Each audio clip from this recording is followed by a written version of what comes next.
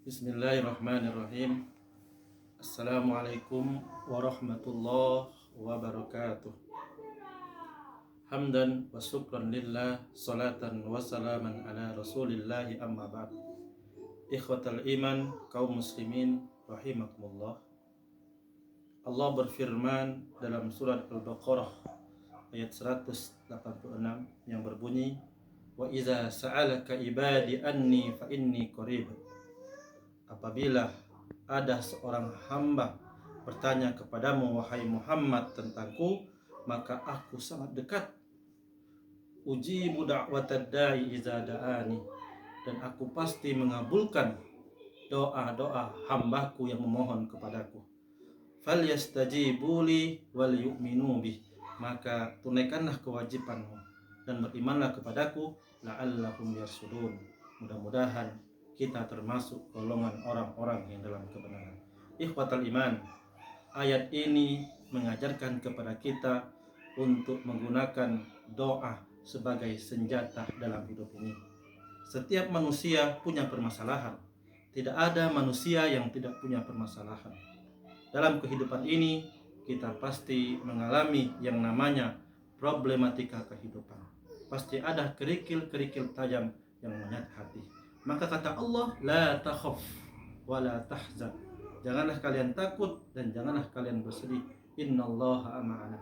Sesungguhnya Allah bersama kita. Orang yang beriman kepada Allah maka harus yakin dan harus optimis, tidak ada masalah yang tidak bisa diselesaikan. Oleh karena itu, Allah Subhanahu wa taala mengajarkan kepada kita untuk berdoa. Apa keistimewaan orang yang berdoa kepada Allah? Satu, keistimewaan berdoa adalah ibadah. Rasulullah SAW mengatakan, ad-du'a huwa al-ibadah. Doa adalah ibadah. Artinya apa? Kalau kita berdoa, berarti kita beribadah kepada Allah. Berarti kalau kita beribadah, berarti kita mendapatkan pahala dari Allah. Kedua, tidak ada sesuatu ibadah yang paling mulia melainkan orang yang banyak berdoa kepada Allah Subhanahu wa taala. Rasulullah sallallahu alaihi wasallam bersabda, "Laisa syai'un akrama 'ala Allah minad du'a." Tidak ada sesuatu yang paling mulia melainkan berdoa. Ketiga, orang yang berdoa, semakin dia banyak berdoa, maka Allah semakin senang. Tapi sebaliknya, orang yang tidak berdoa kepada Allah, maka dianggap oleh Allah orang yang sombong. Dalam sebuah riwayat dikatakan, Allahu yakdab in tarakta su'alah. Allah marah ketika seorang hamba meninggalkan doanya. Wahina, ketika dia berdoa, maka Allah semakin senang. Karena ini bentuk pengharapan kita kepada Allah. Kemudian selanjutnya, ternyata tidak ada yang sia-sia dalam berdoa. Pasti dikabulkan oleh Allah Subhanahu wa ta'ala. Doa itu ada 3. Ada yang dikabulkan di dunia, ada yang cepat, ada yang lambat. Ketika seorang hamba berdoa, maka doa kita ini diangkat oleh malaikat dan dilaporkan kepada Allah. Kata Allah, siapa yang berdoa? Yang berdoa adalah si fulan. Bagaimana orangnya? Orangnya jauh dari Allah, tidak baik dengan tetangga. Apa yang dia minta? Dia minta ini, minta itu. Maka kata Allah, kabulkan. Sementara ada orang soleh yang berdoa, rajin ke masjid, doanya diangkat oleh malaikat dan dilaporkan kepada Allah. Dan Allah bertanya, siapa yang berdoa? Yang berdoa adalah si fulan. Bagaimana orangnya? Orangnya adalah rajin ke masjid, dekat dengan Allah. Maka kata Allah, tahan dulu, jangan dikabulkan doa itu.